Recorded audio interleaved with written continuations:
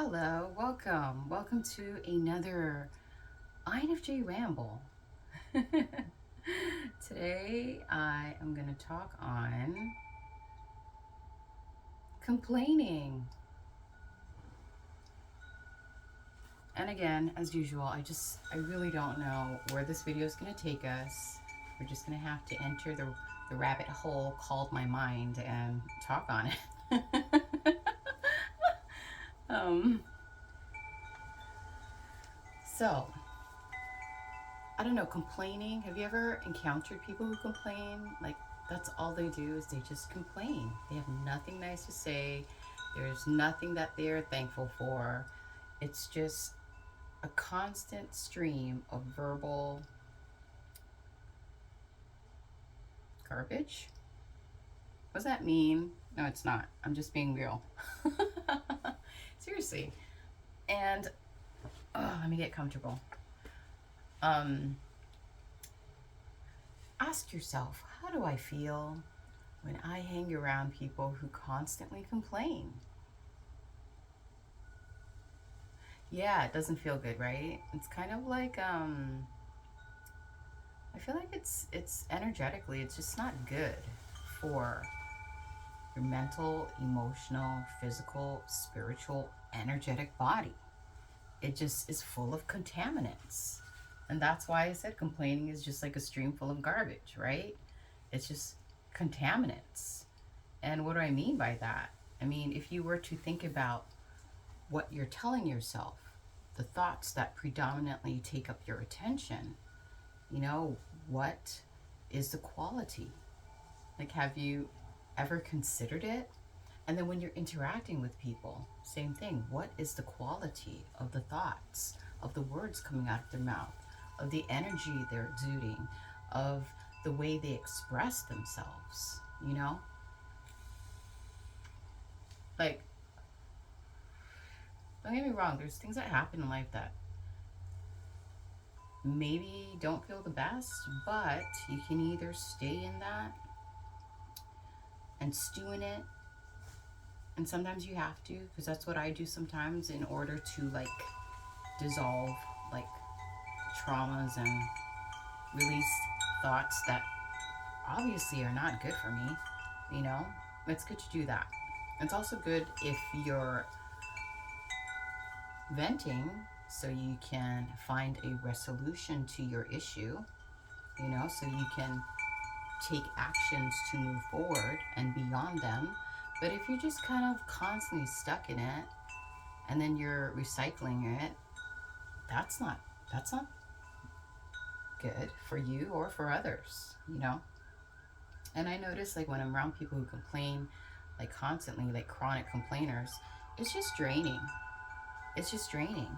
And then I notice that I become an irritant to them because, for me, it's like if you're going to come to me with a problem or an issue, I automatically go into like video cut short. Okay, so when people complain, I immediately go into problem solving mode. And, it's like because I don't want to get stuck. I don't want to get stuck. And then obviously, if somebody else is stuck, it's just like I, again, have this knee jerk reaction to just kind of be like, okay, let's solve this together. Because obviously, you have brought this to my doorstep and you probably want to resolve this and you haven't figured out how. And so you're seeking input, and that is why you have come to me. As stated in previous videos, I don't disclose suggestions immediately. Like, normally I will ask the person, are you looking to resolve this, or are you just looking for me to provide a space for you to vent? You know what I mean? And that's the thing. There's a huge difference between venting and just having someone complain as a lifestyle habit. You know what I'm saying? There's a difference. Like for me, sometimes there's something on my mind and I just need someone to listen to me so I can get it out of my system. That's the thing. We're trying to get it out of our system. We're not trying to keep it in, So like for me, it's like venting is to get it out of my system, or possibly, ask for a different perspective so that I can like move through it and forward. Also, like when I sit in place with these issues, I'm doing it with the intent of releasing them.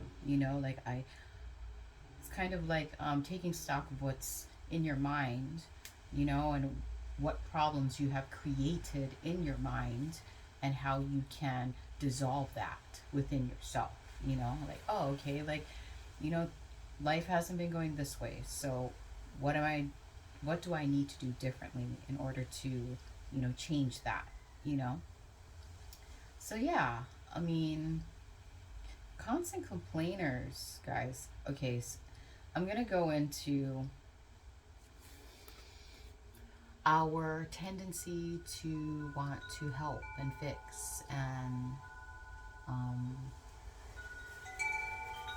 overextend our attention and service to people who complain.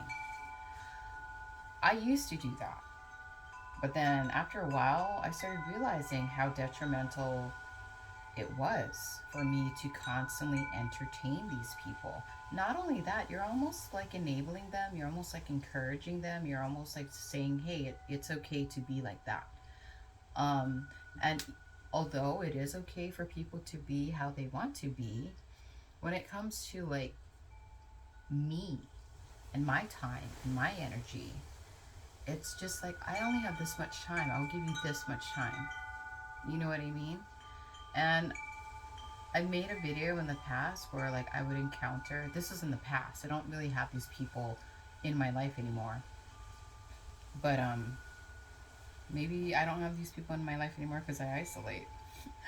But anyways, yeah, if I do encounter people who are like constant complainers or chronic complainers, after the second or third time, I would just be like, yo, you told me this many times over.